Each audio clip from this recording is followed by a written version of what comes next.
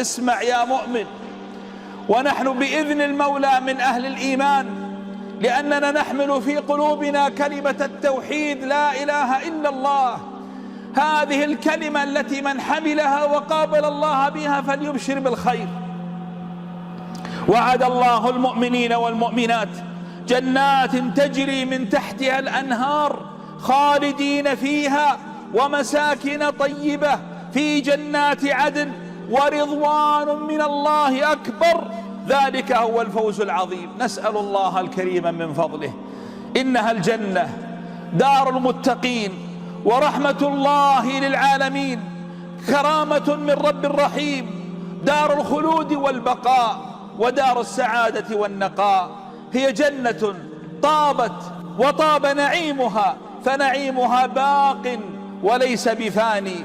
أعطوني قلوبكم يا كرام، أعطوني لنرحل قليلا في تلك الدار، دارنا التي نزل منها أبانا آدم، نزل وسنعود إليها إذا ثبتنا على ما يرضي الله عز وجل.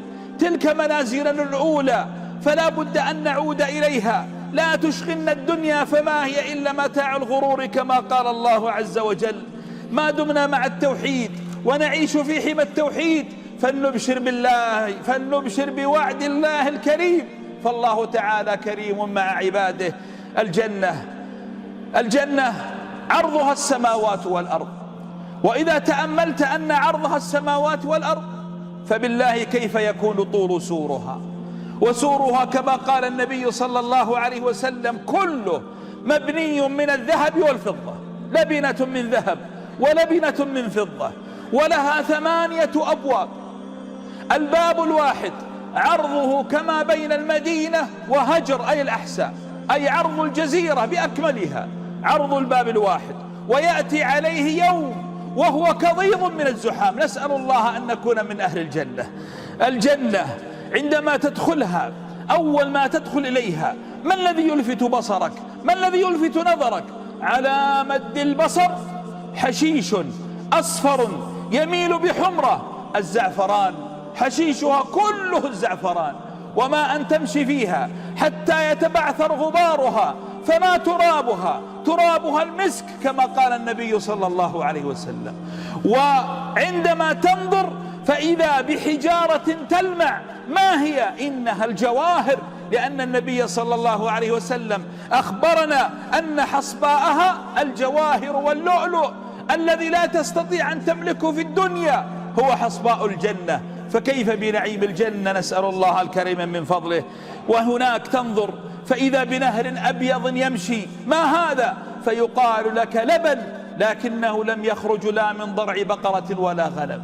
وتنظر هناك وإذا بنهر أزرق يمشي، ما هذا؟ فيقال هذا ماء غير آسن لم يخرج من بطن أرض ولم ينزل من سماء، وإنما الله عز وجل هو الذي خلقه. وهناك نهر لونه عجيب، ما هذا؟ فيقال هذا عسل مصفى ما خرج من بطون النحل. وهناك خمر عجيب، نهر عجيب من الخمر، لكنه كله لذة للشاربين. هل تخيلت المنظر الآن؟ أشجار على مد البصر، وأرض صفراء، أرض جميلة، ثم بعد ذلك ليس هناك شمس محرقة، بل هو نور مثل نور الفجر، لأنه يسطع للجنة نور من عرش الرحمن كما قال النبي صلى الله عليه وسلم، أو كنور الدنيا عندما يستد الغيم في عز النهار، أي ليس هناك أمر محرق بل قمة الجمال تنظر إليها. وأشجار تكاد أن تكون سوداء من شدة خضرتها وصفائها، فلا غبار ولا مبيدات ولا تدخل لأيدي البشر في خلقه، إنه خلق الله فأروني ماذا خلق الذين من دونه. إن سألت عن أكلها فالفاكهة لا مقطوعة، أي طول العام موجودة، ولا ممنوعة. الآن تشتهي بعض الفاكهة فلا تشتريها من غلاها، أو تشتهيها فلا تجدها. هناك لا مقطوعة ولا ممنوعة ودانية تأتي إليك لا تذهب إليها. كل هذا لأن المطلوب منك أن تتمتع بالجنة غاية المنى وغاية المتعة. تأمل معي يا أخي الكريم، ماذا ذكر الله في القرآن من أشجار الجنة؟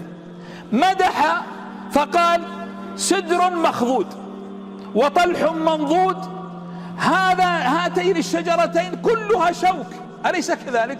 ومع ذلك يثني عليها الله في الجنة.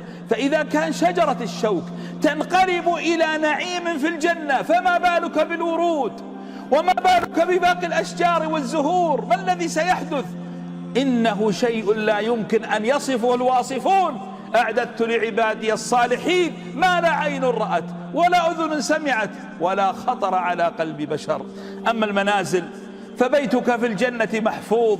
يقول النبي صلى الله عليه وسلم أن للمؤمن لؤلؤة مجوفة، لك لؤلؤة مجوفة ارتفاعها في السماء 60 ميلا. هل تخيلت بيت ارتفاعه 100 كيلو متر؟ هذا بيت كله من اللؤلؤ، أبوابه من اللؤلؤ، أرائكه من اللؤلؤ، نوافذه من اللؤلؤ، وتجري فيه الأنهار، ومرصع بالجواهر، وكلهم من الأجمل الأرائك التي خضر وألوانها عجيبة. كل هذا لكي يكون لك القصر الذي يليق بمقامك عند الله، فمقامك عظيم عند الله جل جلاله. وغرف أخرى ظاهرها يرى ظاهرها من باطنها، كل هذا لأهل الجنة أعده الله عز وجل. أما إن سألت عن أهلها فهل تظن أنك ستأتي أنت بشكلك هذا، بمرضك الذي معك، بشكلك الذي قد يكون استقبحه الناس؟ لا. أما الطول فسيكون طولك على طول أبيك آدم. طول آدم كان 60 ذراعا أي 30 مترا تقريبا وزيادة، هذا طولك في الجنة. وأمرد أكحل جميل. يقول النبي صلى الله عليه وسلم إن أهل الجنة يدخلون على مسحة آدم، يعني على شكل آدم، وعلى صورة يوسف، وعلى قلب أيوب. جمعت الجمال والصبر والقوة، كل هذا لك في جنة الله عز وجل. يا أخي، إذا كان يوسف الذي لم يؤت إلا شطر الحسن، نصف الحسن، والنصف الآخر وزع على أهل الأرض، لما رأينه النسوة قطعن أيديهن وقلنا حاشا لله ما هذا بشرا إن هذا إلا ملك كريم، وأنت ستجمع الحسن كله في الجنة، كيف سيكون شكلك وجمالك ولطافتك؟ هذا ظاهرك. أما باطنك فالله عز وجل وعد فقال ونزعنا ما في قلوبهم من غل. ينظف الله قلبك، فلا حسد ولا بغضاء ولا غل ولا ضغينة ولا غيرة ولا مرض من أمراض الدنيا التي أهلكتنا، فتأتي جميل الظاهر جميل الباطن، هذا هو جمالك هناك. أما النساء فنساء الدنيا خير من نساء الآخرة، ونساء الدنيا أجمل من الحور العين. والحور العين لما وصفنا قال عنهن كأنهن الياقوت والمرجان، أي صافيات طاهرات خيرات حسان، أي في أخلاقهن على قمة الحسن والخيرة. رقتهن رقة نساء الجنة قال كأنهن بيض مكنون. ما معنى هذا؟ تأتي إلى الغلاف الموجود في داخل البيضة رقته، هذه هي رقة الحور العين كما قال الله عز وجل. وتأتي شابة عروبا أترابا، عروب أي أنها متوددة لزوجها، قمة التودد والخلق. وأتراب سنها 21 سنة لا يتبدل ولا يتغير، وسنك أنت 33 عاما لا يزيد ولا ينقص، طول العمر. هذا هو أنت في جنة الله عز وجل. أما خمارها لما وصف الرسول صلى الله عليه وسلم الحور فقال أن خمارها الذي على رأسها لو مرت به على السماء الدنيا لملأت ما بين السماء والأرض ريحا طيبة. الله أكبر. ولو اطلعت بوجهها لحجبت نور الشمس. كل هذا الجمال لا يعادل جمال زوجتك في جنة الله. الجنة للنساء هن متاع جميل لهن، فلا تظن المرأة أن الخير فقط للرجال دون النساء، لكن كثر ذكر النساء للرجال لأنه من طبيعة النساء الحياء. والرجل يريد من المرأة غير ما تريده المرأة من الرجل. الرجل لا يريد من المرأة إلا ما تعلمون، أما المرأة فتريد الحنان والعطف والحب، ولذلك لا يذكر للرجال مثل ما يذكر للنساء، لكن كلهم ذو خيرة عند الله عز وجل. بل إن المرأة التي تموت ولم تتزوج أو كانت مطلقة أو أرملة، يعني لا زوج معها، فإنها تزوج بمن تشاء في الجنة. وإذا المرأة ماتت وهي متزوجة تلحق بزوجها، وقد تقول بعض النساء أنا تعبانة منه في الدنيا فكيف يلحقني في الآخرة؟ نقول لا، الجنة غير الدنيا، الأسماء واحدة، الروح واحدة، لكن الصفات تختلف، فهناك تحت رعاية الله عز وجل. تأملوا معي يا إخوة قصة آخر من يدخل الجنة. آخر من يدخل الجنة هو بالتأكيد آخر من يخرج من النار.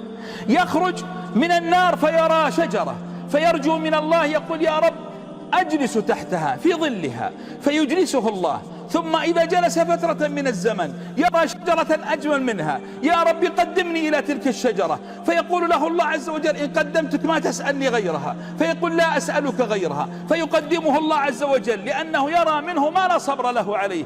ثم بعد ذلك يريه الله شجرة أجمل منها، فيقول يا رب قدمني إلى تلك الشجرة، فيقول الله له أما عاهدتني ألا تسألني غير تلك الشجرة؟ يقول قدمني ولا أسألك غيرها. فإذا قدمه يسمع أصوات الجنة ويشم رائحة الجنة، لأن رائحتها تشم من مسيرة 40 سنة.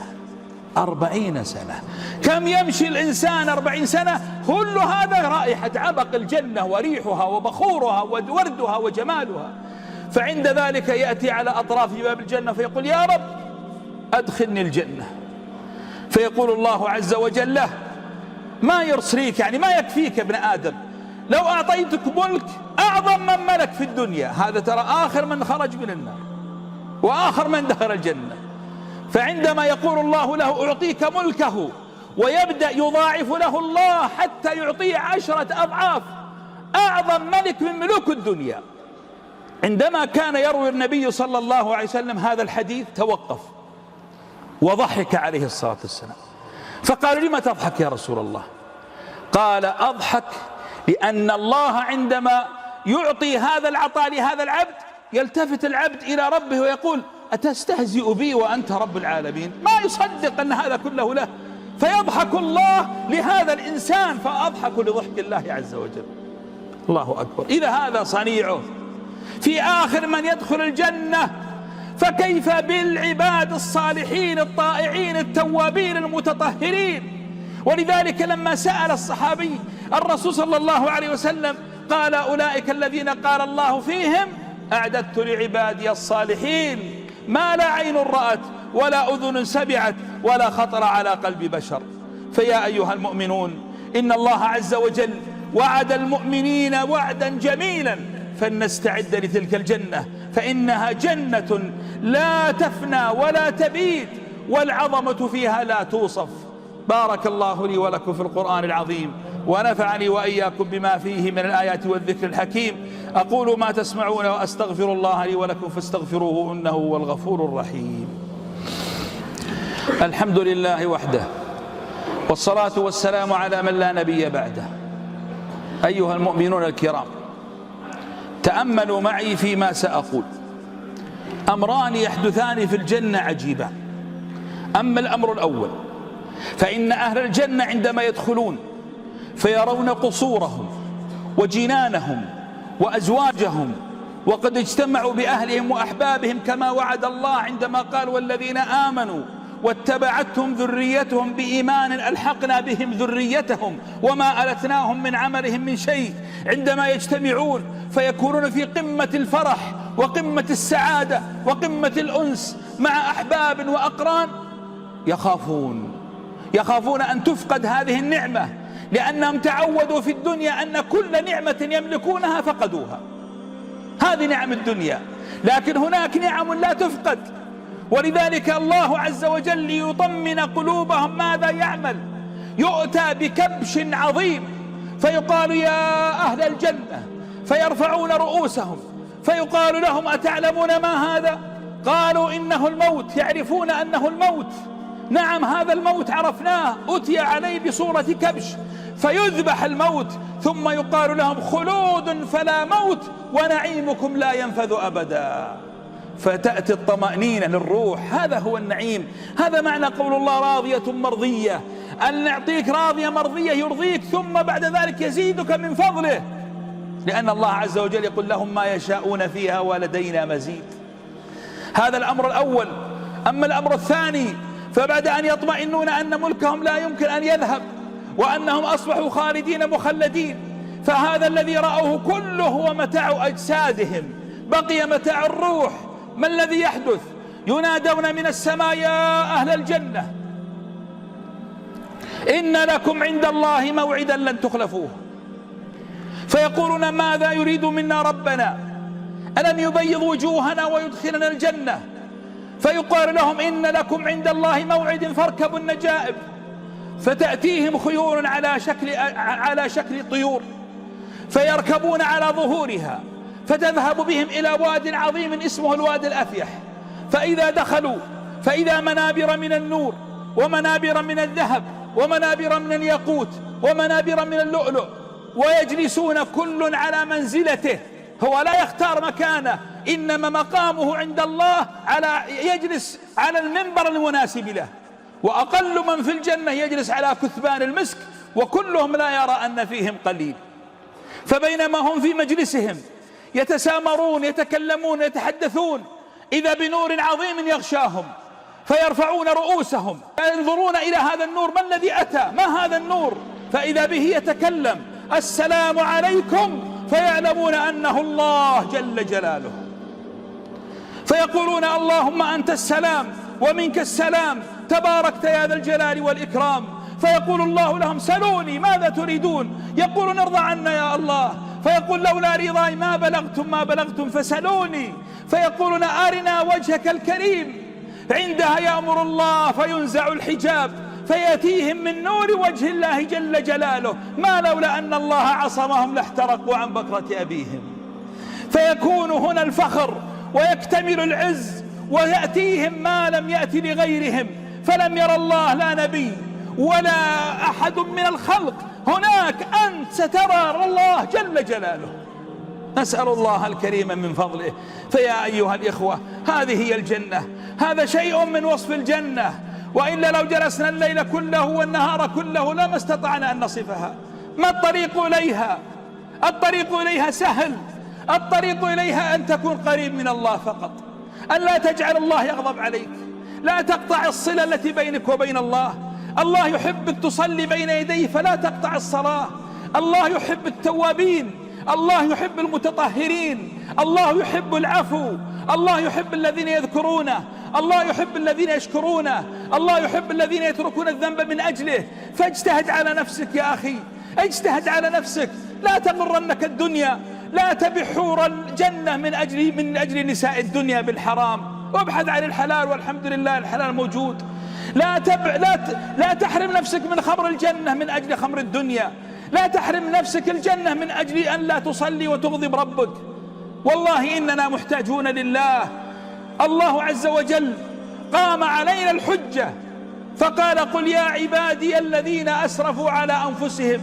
لم ينادي الطائعين، قال الذي أسرف على نفسه أي غرقان بالذنوب إلى رأسه. لا تقنطوا من رحمة الله، إن الله يغفر الذنوب جميعا إنه هو الغفور الرحيم. أهم شيء يا أخي إنك تتوب قبل أن تموت، لأن التوبة للذين هم في حياتهم، أما إن وصلت الروح إلى الحلق فمن الذي يقبل توبتك؟ فإخواني أوصيكم ونفسي أن نتقي الله عز وجل، وأن لا نبتعد عنه، وأن نقترب منه، فلا حول ولا قوة لنا إلا بالله. اللهم يا ذا الجود والإكرام والإعلام، أسألك باسمك الأعظم يا حي يا قيوم، إن كان من بيننا أو أحد يسمعنا ويرانا مقصر في الصلاة، اللهم اشرح صدره واهدي قلبه يا رب العالمين، ورده يا رب إليك ردا جميلا. اللهم إن كان من بيننا أو من أحبابنا أحد يا ربي متعلق بذنب من الذنوب، اللهم افتح على قلبه ونور بصيرته ورده إليك ردا جميلا. اللهم يا ذا الجود والإكرام والإنعام، إننا آمنا بك ولم نراك، لكننا نحبك وصدقنا كتابك وصدقنا رسولك صلى الله عليه وسلم، فأحينا على ما يرضيك عنا، وأمتنا على ما يرضيك عنا، واحشرنا إليك وأنت راض عنا يا رب العالمين. عباد الله، أكثروا من الصلاة على حبيبكم محمد صلى الله عليه وسلم، وادعوا لولاة أمركم بالسداد والرشاد، نسأل الله لهم الهداية والتوفيق. اللهم إنا نسألك لولاة أمرنا الهداية والرشاد والسداد، وأن تدلهم على الخير وتعينهم على فعله، وتريهم الباطل وتعينهم على تركه. ومن أراد بنا خيرا فأعنه وسدده، ومن أراد بنا شرا فاكفنا شره يا حي يا قيوم. اذكروا الله العظيم الجليل يذكركم، واشكروه على نعم يزدكم، ولذكر الله أكبر، الله يعلم.